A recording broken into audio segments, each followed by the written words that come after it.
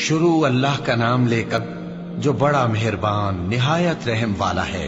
حامیم، اس کتاب روشن کی قسم کہ ہم نے اس کو ایک مبارک رات میں نازل فرمایا، ہم تو خبردار کرنے والے ہیں۔ اسی رات میں تمام حکمت کے کام فیصل کیے جاتے ہیں، یعنی ہمارے ہاں سے حکم ہو کر بے شک ہم ہی فرشتوں کو بھیجتے ہیں۔ یہ تمہارے پروردگار کی رحمت ہے، وہی تو سننے والا ہے، جاننے والا ہے۔ آسمانوں اور زمین اور جو کچھ ان دونوں میں ہے سب کا مالک، بشرطے کہ تم لوگ یقین کرنے والے ہو۔ اس کے سوا کوئی معبود نہیں، وہی زندگی دیتا ہے اور وہی موت دیتا ہے، وہی تمہارا اور تمہارے پہلے باپ دادوں کا پروردگار ہے۔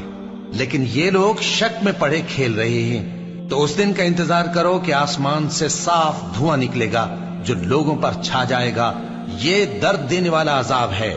اس وقت وہ کہیں گے کہ اے پروردگار، ہم سے اس عذاب کو دور کر، ہم ایمان لاتے ہیں۔ اس وقت ان کو نصیحت کہاں مفید ہوگی، جبکہ ان کے پاس پیغمبر آ چکے جو ہمارے احکام کھول کر بیان کر دیتے تھے۔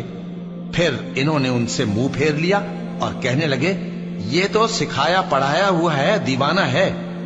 ہم تو تھوڑے دنوں عذاب ٹال دیتے ہیں مگر تم پھر کفر کرنے لگتے ہو۔ جس دن ہم بڑی سخت گرفت کریں گے تو بے شک انتقام لے کر چھوڑیں گے۔ اور ان سے پہلے ہم نے قوم فرعون کی آزمائش کی اور ان کے پاس ایک عالی قدر پیغمبر آئے جنہوں نے یہ کہا کہ اللہ کے بندوں یعنی بنی اسرائیل کو میرے حوالے کر دو، میں تمہارا امانت دار پیغمبر ہوں، اور اللہ کے سامنے سرکشی نہ کرو، میں تمہارے پاس کھلی دلیل لے کر آیا ہوں، اور اس بات سے کہ تم مجھے سنگسار کرو، میں اپنے اور تمہارے پروردگار کی پناہ لے چکا ہوں، اور اگر مجھ پر ایمان نہیں لاتے تو مجھ سے الگ ہو جاؤ۔ تب موسیٰ نے اپنے پروردگار سے دعا کی کہ یہ نافرمان لوگ ہیں۔ اللہ نے فرمایا کہ اچھا، میرے بندوں کو راتوں رات لے کر چلے جاؤ، اور فرعونی ضرور تمہارا تعاقب کریں گے، اور سمندر سے کہ ٹھہرا ہوا ہوگا پار ہو جانا، تمہارے بعد وہ پورا لشکر ڈبو دیا جائے گا۔ وہ لوگ بہت سے باغ اور چشمے چھوڑ گئے، اور کھیتیاں اور نفیس مکان اور آرام کی چیزیں جن میں وہ عیش کیا کرتے تھے۔ اسی طرح ہوا، اور ہم نے دوسرے لوگوں کو ان چیزوں کا مالک بنا دیا۔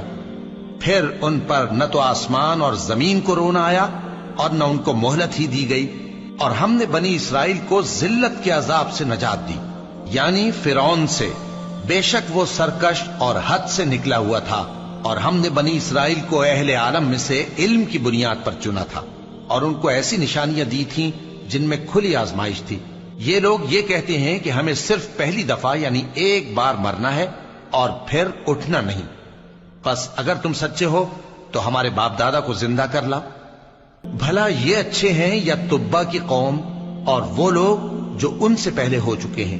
ہم نے ان سب کو ہلاک کر دیا، بے شک وہ گناہگار تھے۔ اور ہم نے آسمانوں اور زمین کو اور جو کچھ ان میں ہے اس کو کھیل کے لیے نہیں بنایا، ان کو ہم نے تدبیر سے پیدا کیا ہے، لیکن اکثر لوگ نہیں جانتے۔